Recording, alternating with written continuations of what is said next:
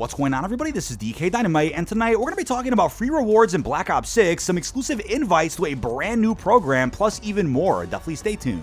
But in the background, we got some gameplay of Bullet, the brand new strike map which just got added with Reloaded. The map was buried in both the small map and face-off mosh pits. It was kind of hard to find, but luckily earlier this afternoon, Perk ended up adding in a 24/7 playlist. I wonder if that was always the plan to begin with, or did they see a big request for a 24/7 playlist, right? I think every time a new season drops, may as well have a dedicated playlist for at least a week with the brand new maps. With that though, people obviously turned this map into a meme already. The very linear and straight path that you can go in the map is something we've never really seen in multiplayer before, but the way I see it, and as I've said on stream, when it comes to strike maps which don't let you use streaks anyway, may as well make the map as chaotic and hectic and wild as possible. I mean, look at how the map plays. It is ridiculous. You can stay within the train and just go straight, or get on top of the train. The issue is, if you get an enemy team that is full of snipers, then it's probably a GG, unless you're sniping yourself. People are running and gunning more often than not, which makes the map that much more fun, but if anything, if in the right lobby, this could be a more useful map than Stakeout when it comes to grinding some of your challenges. Now, as we'll talk about in a bit, the COD cycle might change a little bit, because some folks are going to start being rewarded for their yapping and complaining about the Call of Duty franchise. Now, like I said before, there's a lot of valid criticism out there, and some real sensical complaints that need to be addressed, but some folks take it too far, and you guys know, if you've been in the COD scene for a while, you've probably seen it all. But apart from this moving train as a strike map, we also got the Hunter's Instinct perk added into multiplayer. Now, this is available through the Armory Unlock section of the game, which Perk had to clarify how you can access that menu earlier today because of all the confusion that's out there. Unless you played Modern Warfare 3, then you're probably not all that familiar with the Armory Unlock system, which people out there probably aren't going to utilize in BO6 unless they missed out on various gameplay items from recent events, because that's really all that's in there. Unless you go into Warzone, there'll be some legacy items from MW you may have missed,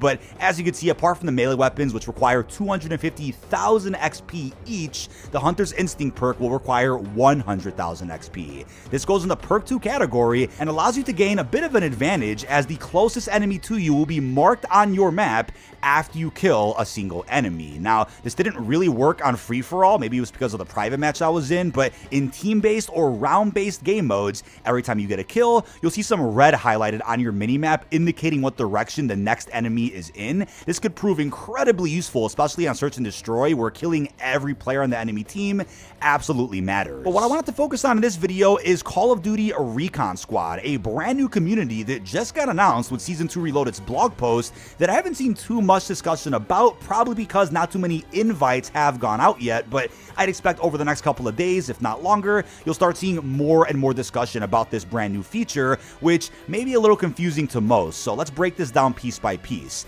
In the initial blog for Reloaded, they announced the Recon Squad. Essentially what this is a research community put together by Fuel Cycle, and we'll talk about Fuel Cycle in just a second. This is meant to be active throughout the rest of the Black Ops 6 and Warzone seasons, so at least until the end of this year, where players could have the opportunity to provide feedback through surveys, online community discussion boards, and even potentially being invited to focus groups. The best part though, as they wrote, is that you'll be provided with earn points in the Recon Squad that you can redeem for Black Ops 6 and Warzone rewards. We'll talk about those rewards in just a second, but the thing about Fuel Cycle that had me confused for a second is, okay, they're essentially reviving a component of Activision support, and Activision support still exists, but on a much smaller scale. Originally, there was an Activision support Twitter where you can actually DM an account to get some assistance. Now it's limited to just emails. I believe there may have even been phone calls at some point many years ago, and a lot of ambassadors under the Activision community actually ran that support system. Now, when I first read this, I was thinking, okay, how many people have they hired, or who could they put onto this project to go through all the feedback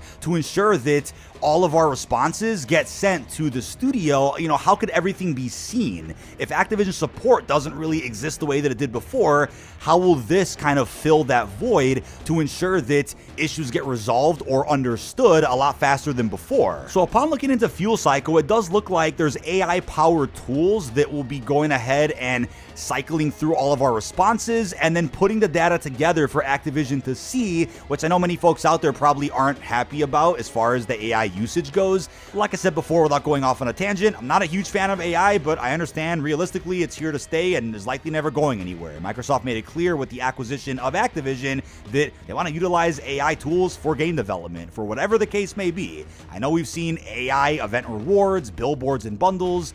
It gets frustrating, but to our understanding publicly, no one has lost their job because of AI. If anything, more people have been hired under Activision to work with AI to either cut corners or to speed up the process of development. But upon doing some research on Fuel Cycle, it does look like there's around 50 to 200 employees, according to LinkedIn, that work at Fuel Cycle. So yes, real human beings do work at this company, even if they're not necessarily the ones going through all of our feedback to then send that upwards to Activision. We obviously don't know all the details on how this process works, but we're just going off of the limited info that is from their website. But it looks like this Fuel Cycle community is on an invite-only basis. So regardless of how much you specifically play Call of Duty, won't actually determine if you get an invite or not. You also can't send invites to your friends, and invites seem like they're only being sent out through email. Whatever email you have linked to your Activision ID is where you may receive an email to join the COD Recon squad. Now, I personally haven't received an email to join the Recon squad, but a fellow community member did reach out to Detonated a couple of hours ago with some insight on what the Recon squad looks like, what the questions were, and what the rewards are that are currently being offered. So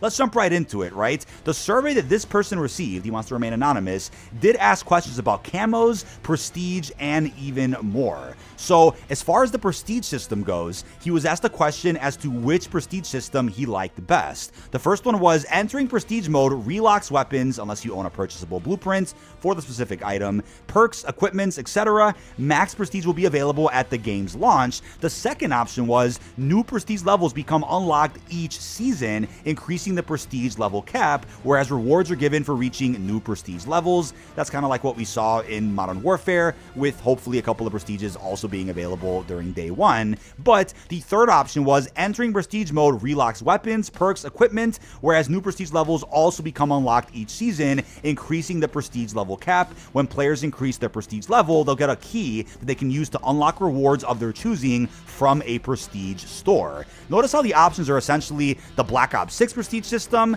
the Modern Warfare one, followed by a hybrid of the two, plus a prestige shop that we saw from Cold War. Now, this person also said they were asked to rate various camos from Modern Warfare 2 and 3, with many of them being some prestige camos, event ones, and also camos that we've all unlocked through weekly challenges through MW3. Now, on top of questions regarding events, it really does seem like Activision has interest in knowing more about how they should handle post-launch camos and events for future Call of Duty titles. That's probably following the backlash that a lot of the Black Ops 6 events have gotten, since the only rewards we've gotten to date include operator skins, black cell bonuses, which are often pulled from the initial battle pass, and some blueprints here and there that often lack tracers or reactive elements. We haven't seen a single universal or animated event camo added into the game yet, which is really a change of pace from what we saw last year. It almost doesn't make sense. So upon completing this survey, it also went ahead and provided this individual with 30 earn points. These earn points can then be redeemed for the following rewards. So as you will see on this page, whenever you guys take part in the Recon squad, the rewards could of course fluctuate over the next few seasons.